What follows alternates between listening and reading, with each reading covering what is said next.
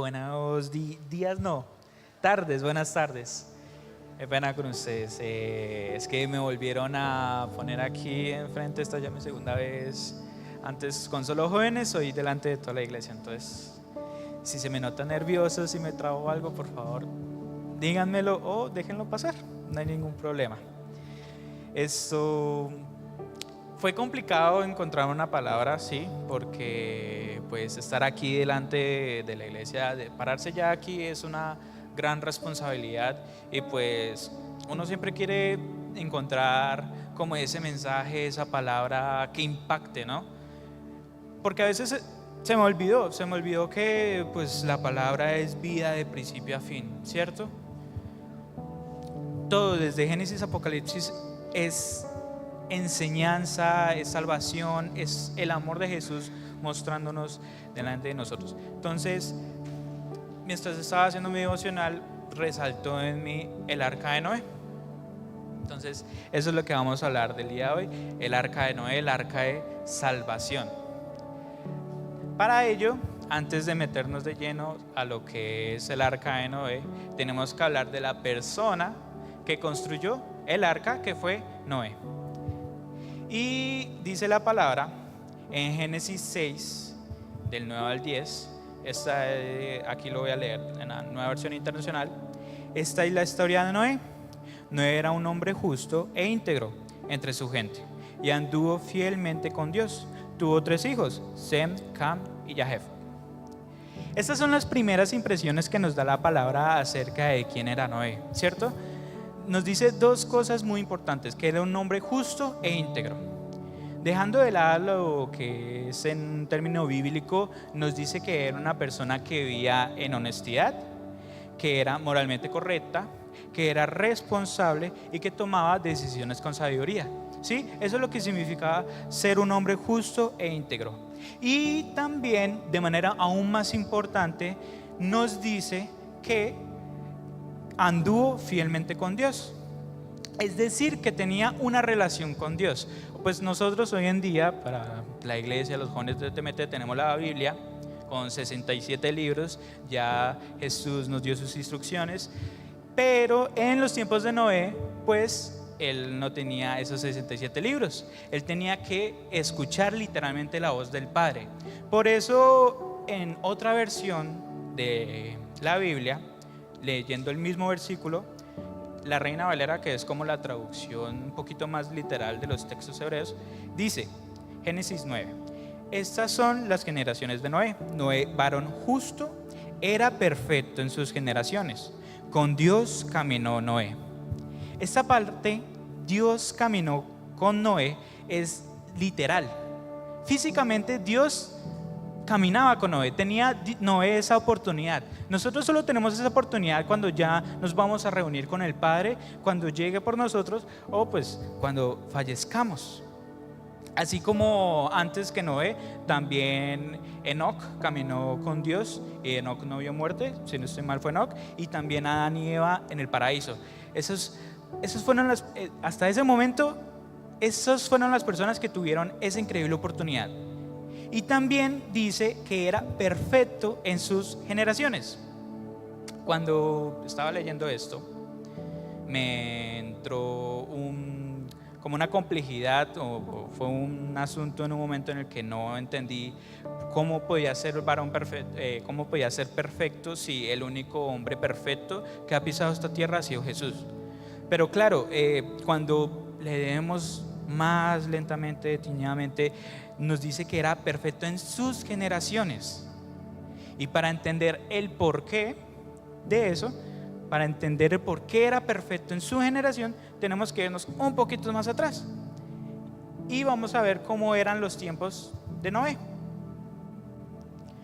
En el mismo capítulo 6, pero leyendo un poquito más atrás, versículos 5 y 6, dice la palabra: y vio Jehová que la maldad de los hombres era mucha en la tierra, y que todo el designio de los pensamientos del corazón de ellos era de continuo solamente el mal. Y se arrepintió Jehová de haber hecho el hombre en la tierra, y le dolió en su corazón. Esas palabras para mí son impactantes porque nos está diciendo que Dios se arrepintió de haber creado el hombre. Y es que claro, tuvo que tolerar el egocentrismo del hombre con Adán y Eva y los exilió del paraíso. Tuvo que aguantar la violencia del hombre con Caín cuando asesinó a su hermano Abel. Y esas dos cosas, el egocentrismo y la violencia del hombre, se extendió con el pasar del tiempo por todo el mundo. Tan así que todo hombre era pecador, todo hombre, no había ninguno que se salvaba.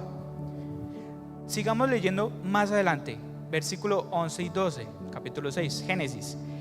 Y se corrompió la tierra delante de Dios, y estaba la tierra llena de violencia. Y miró Dios la tierra, y aquí que estaba corrompida, porque toda carne había corrompido su camino sobre la tierra. Pongámonos en situación, ¿sí? En ese momento había un montón de guerras, había un montón de violencia, derramamiento de sangre, inmoralidad sexual de todo tipo. O sea, se pueden llegar a imaginar un mundo donde haya violencia, donde haya muerte, donde de pronto veamos noticias de que hay ciertos individuos haciendo ciertas cosas. Para los que no se lo puedan imaginar, voy a traerles unos datos actuales. Dice, solo en Colombia hay 457,000 personas pertenecientes al LGBTIQ+. Actualmente hay entre 50 y más de 130 conflictos armados activos en el mundo. Más de 40,000 personas fallecieron o resultaron heridas por disparos en el 2025, el año pasado. Aproximadamente 720,000 personas se suicidaron en el 2025. Aproximadamente 12,000 violaciones pasaron en el 2025 y hubo un aproximado de 73 millones de abortos en el 2025. 73 millones. O sea, si mezclamos las muertes de la Primera y la Segunda Guerra Mundial, que fueron como 8 años y lo vemos de seguido, no llegan a las 73 millones de muertes y pasó en solo un año. Entonces, los tiempos de Noé no son muy distintos a los nuestros. Por eso Jesús, por medio de su palabra, nos lo advierte. Dice, Mateo 24, 36, 39, un poquito más adelante que Génesis. Dice, pero el día y la hora nadie la sabe, ni aun los ángeles de los cielos, sino solo mi Padre. Mas como en los días de Noé, así será la venida del Hijo del Hombre. Porque como en los días antes del diluvio estaban comiendo y bebiendo, casándose y dando en casamiento, hasta el día en que Noé entró en el arca. Y no entendieron hasta que vino el diluvio y se los llevó a todos. Así será también la venida del hombre. Va a ser parecido. Y estamos viendo que los tiempos no son muy distintos. Entonces, mi pregunta para la iglesia y sobre todo para los jóvenes de TMT que están por allá, para los jóvenes de DT, es si igual que Noé, verdaderamente estamos preparados para la venida del Mesías. Si verdaderamente tenemos nuestra arca lista para cuando Él llegue. ¿Tenemos temor de su venida o estamos exaltados de gozo para cuando Él venga? Entonces, para los que no tengan o no estén preparados o estén con sus dudas, vamos a ver qué fue lo que hizo Noé para construir su arca. Y ahí entramos con la fe. Hebreos 11, del 6 al 7. Sin fe es imposible agradar a Dios, porque es necesario que el que se acerca a Dios crea que Él existe y que sabe recompensar a quienes lo buscan. Por la fe, con mucho temor, Noé construyó el arca para salvar a su familia, cuando Dios le advirtió acerca de cosas que aún no se veían. Fue su fe la que condenó al mundo y por ella fue hecho heredero de la justicia que viene por medio de la fe. En los tiempos de Noé fue su fe la que construyó el arca. Fue su fe durante 100 años con su familia la que lo mantuvo firme. Fue su fe la que condenó al mundo. Aquí dice en Hebreos que condenó al mundo, que advertía de lo que estaba por venir, aunque nadie haya visto ni una sola gota de lluvia. Porque pues en la palabra nos dice que las plantas se regaban en el paraíso. En el Génesis nos dice que se regaban a través del vapor que salía del agua. No había gota de lluvia hasta ese momento. Fue su fe la que, a pesar de burlas y acoso de un mundo que estaba corrompido, que estaba llena de oscuridad, hizo que ignorara todo eso y siga construyendo el arca. Entonces, Jesús, en medio de su palabra, ya nos dijo que va a venir por segunda vez. Es un hecho, es una profecía, fue contada en el pasado porque va a ser el futuro, va a ser así. Entonces, al igual que Noé, esperen que me perdí un poquito, y ahora sí, pero a diferencia de Noé, que estuvo 100 años con su familia construyendo un arca, nosotros no tenemos tanto tiempo. Y además pues él la terminó a los 600 años, nosotros no llegamos a tanto. Jesús, cuando vino aquí a la tierra y murió en una cruz por nuestros pecados, ya nos dio ese regalo del arca, ya nos dio esa salvación, así igual que Noé. Porque así como le decimos todos los domingos, Luífer lo dice todos los domingos en Juan 1:12, mas a todos los que le recibieron, a los que creen en su nombre, les dio la potestad de ser hechos hijos de Dios. Noé construyó el arca para él y la salvación de su familia, y Jesús, siendo padre, ¿cómo no va a construir esa arca de salvación para nosotros, sus hijos? ¿Y qué es lo único que tenemos que tener? Lo mismo que hizo Noé: fe verdadera, una fe de obediencia y una fe de arrepentimiento. Entonces, para los que tengan la duda, porque pues llega un momento en el que uno se pregunta, ¿realmente soy salvo? Vea dos cosas, pregúntese a sí mismo: ¿tengo fe en el Padre, una fe verdadera, y me arrepiento de mis pecados?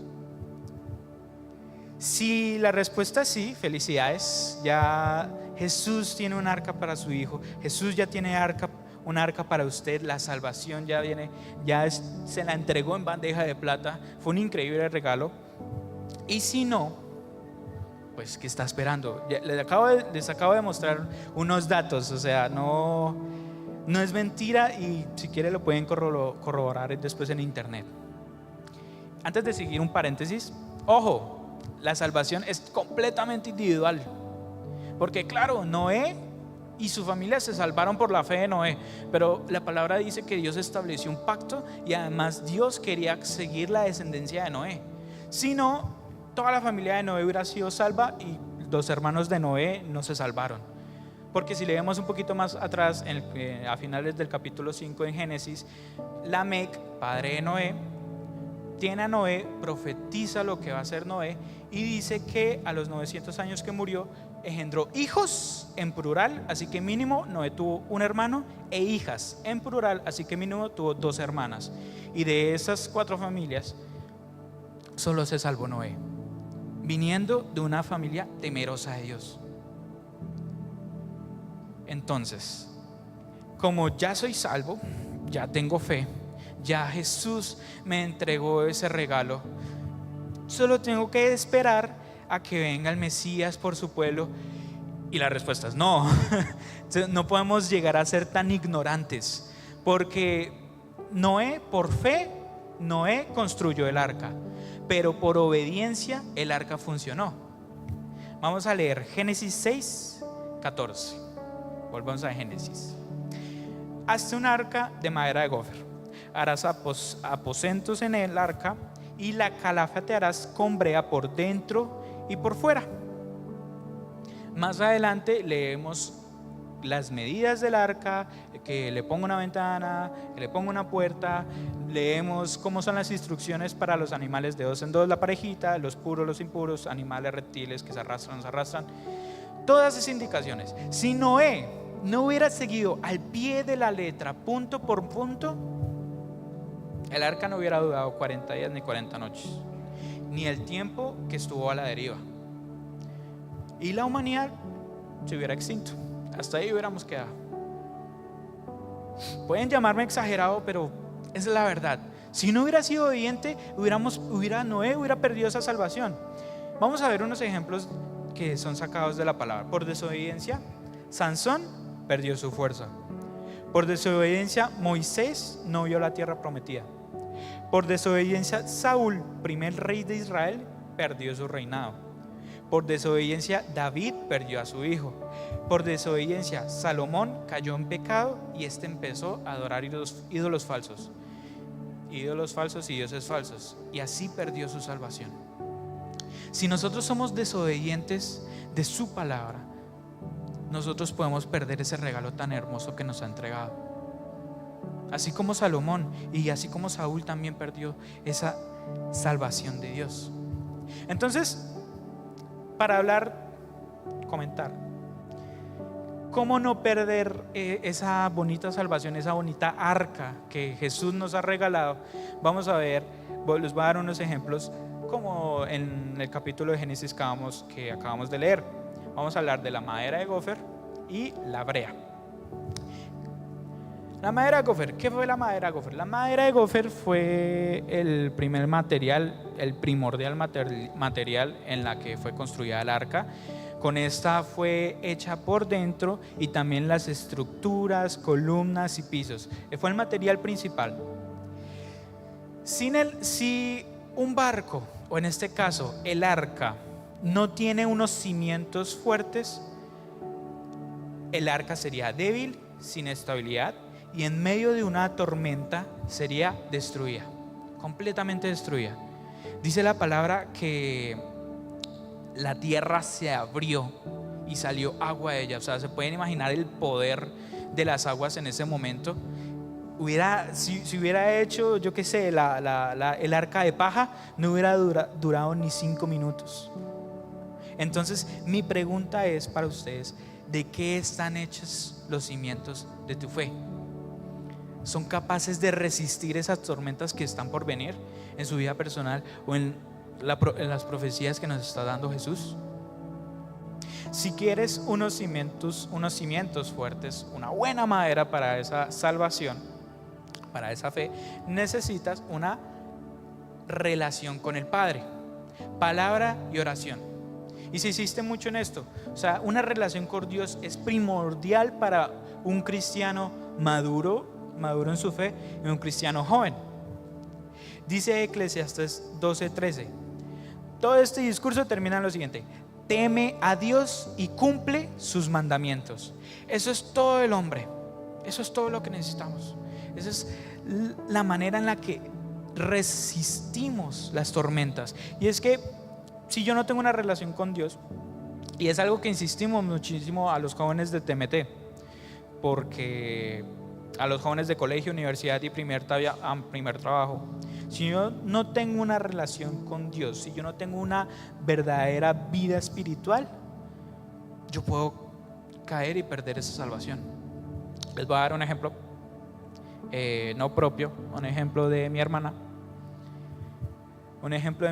Porque pues en mi colegio yo no viví eso, al menos yo no conocí esa parte, pero en el colegio de mi hermana ya muchos estudiantes, amigos y amigas de ella se inclinan por ciertos gustos sexuales, por así decirlo, niña con niña, hombre con hombre, o apuntan a los dos bandos.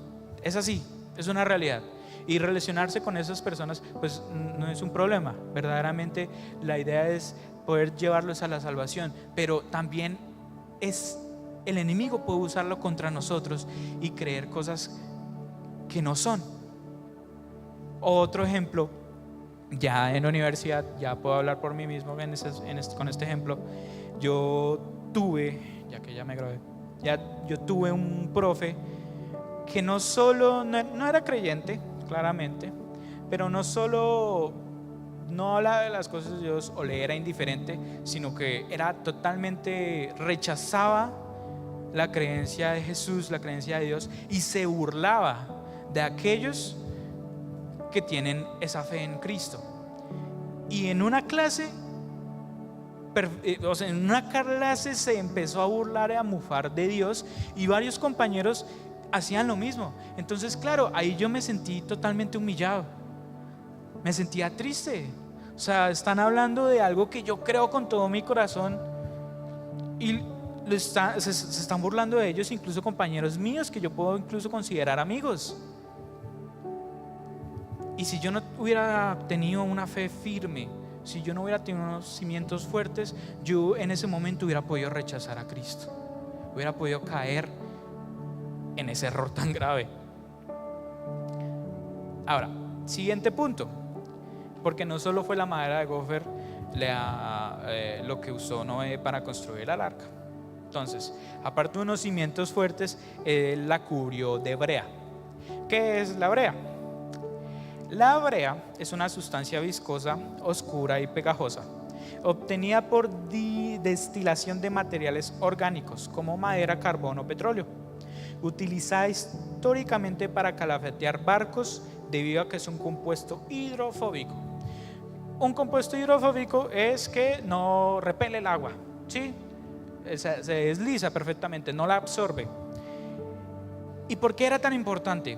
Porque si el agua se filtra en el arca, a largo plazo causaría infiltración, hinchazón, deformación, pudrición por hongos, debilitamiento estructural, corrosión de la madera y eventualmente la pérdida de flotabilidad y hundimiento.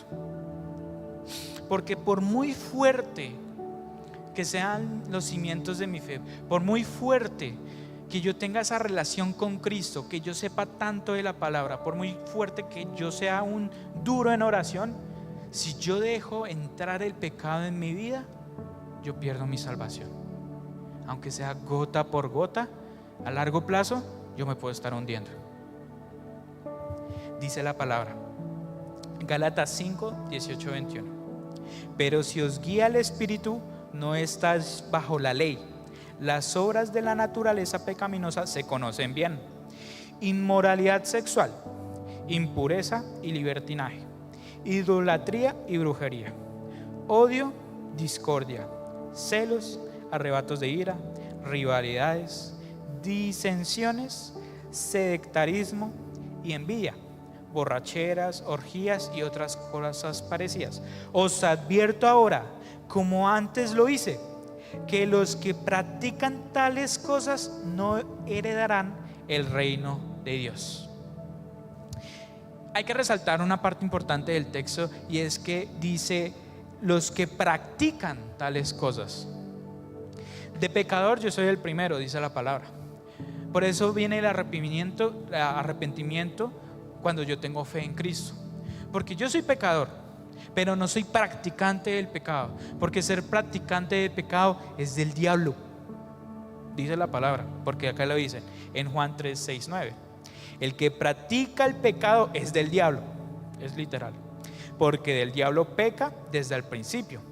Para esto apareció el Hijo de Dios, para deshacer las obras del diablo. Todo aquel que es nacido de Dios no practica el pecado, porque la simiente de Dios permanece en él y no puede pecar, porque es nacido de Dios. Cuando yo tengo fe y Jesús me entrega una fe verdadera y Jesús me entrega ese regalo de salvación, yo dejo de ser practicante del pecado. Tal vez siga siendo pecador, pero no practico el pecado y soy salvo. Eso es lo maravilloso de Dios. Pero el problema es que el pecado, por muy pequeño que sea, con el tiempo hunde hasta los más grandes. Y voy a usar un ejemplo bíblico, que es Salomón. Salomón fue hijo de David, bendecido en sabiduría por el mismo Dios, y en los ojos de Dios fue una persona muy grata, muy bendecida. Con el tiempo, por razones políticas, ni siquiera personales, por razones políticas, obtuvo múltiples mujeres de diferentes reinos. Estas, ya advertidas por Dios, de que no podía tenerlas. Y con el tiempo lo indujeron a idolatrías y falsos dioses. ¿Dónde vemos esto? Primera de Reyes 11, del 1 al 2. Ahora bien, además de casarse con la hija del faraón, el rey Salomón tuvo amoríos con muchas mujeres moabitas, amonitas, edomitas, sidonías e hititas, todas ellas mujeres extranjeras que procedían de naciones de las cuales el Señor había dicho a los israelitas: no unáis a ellas, ni ellas a vosotros, porque ciertamente desviarán vuestro corazón para que sigáis a otros dioses. Con tales mujeres se unió Salomón y tuvo amoríos. Y entonces Dios se alejó de Salomón, y Salomón cayó en pecado. Y al caer en pecado y practicar el pecado con muchas mujeres, dice la palabra 700 mujeres, 700 mujeres, o sea, mucho pecado, Dios se apartó de él y perdió su salvación. Dice Primera de Reyes 11 otra vez, del 9 al 10. Entonces el Señor, Dios de Israel, se enojó con Salomón porque su corazón se había apartado de él, a pesar de que en dos ocasiones se le había aparecido y le había prohibido que siguiera a otros dioses. Incluso le dio chance y él no quiso, prefirió seguir practicando el pecado. Y ya para terminar, la puerta sigue abierta, o al menos por el momento. De pronto ya todos nos vamos, no se sabe, ya lo dice su palabra, nadie sabe, pero las puertas siguen abiertas. Dice Génesis 7, del 2 al 16: y hubo lluvia sobre la tierra 40 días y 40 noches. En este mismo día entraron Noé, Sem, Cam y Jafet, hijos de Noé, la mujer de Noé, y las tres mujeres de los hijos con él en el arca, y ellos y todos los animales silvestres según sus especies, y todos los animales domesticados según sus especies, y todo reptil que se arrastra sobre la tierra según su especie, y toda ave según su especie, y todo pájaro de toda especie. Vinieron pues con Noé al arca, de dos en dos, de toda carne en que había espíritu de vida. Y los que vinieron, macho y hembra, de toda carne vinieron, y como le había mandado Dios, y Jehová les cerró la puerta. Y al igual que la venida del Mesías, Él es el que da el pitazo final, la trompeta final. Esa es la última chance que tenemos nosotros para ser salvos. Igual que Noé no cerró la puerta, y además era una puerta gigante, mínimo la altura de elefantes.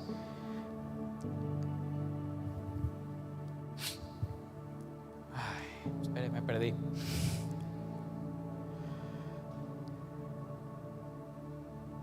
Ahora, como dice su palabra, y por obediencia, nosotros tampoco nos podemos quedar la salvación con nosotros solos, ¿no? Noé, los 100 años, estuvo advirtiendo día y noche, mientras daba martillo, mientras daba sierras, dijo: va a haber un diluvio, va a caer agua del cielo, todos serán inundados, todos moriremos, yo les ofrezco esta arca. Jesús dice lo mismo en su palabra, dice lo mismo, y dice que las puertas del cielo serán abiertas y va a venir Él como fuego en sus ojos. O sea, es real, y nosotros tenemos que anunciar su llegada. Nosotros, si somos salvos, si ya estamos en salvación, ya tenemos esa arca bien bonita, con una buena estructura y bien recubierta de brea, donde no le entra el pecado, y yo estudio la palabra y oro a mi Dios. Yo no me puedo quedar callado, tengo que ser obediente y tengo que ir y hacer discípulos, como dice su palabra. Entonces vamos a orar ya para terminar.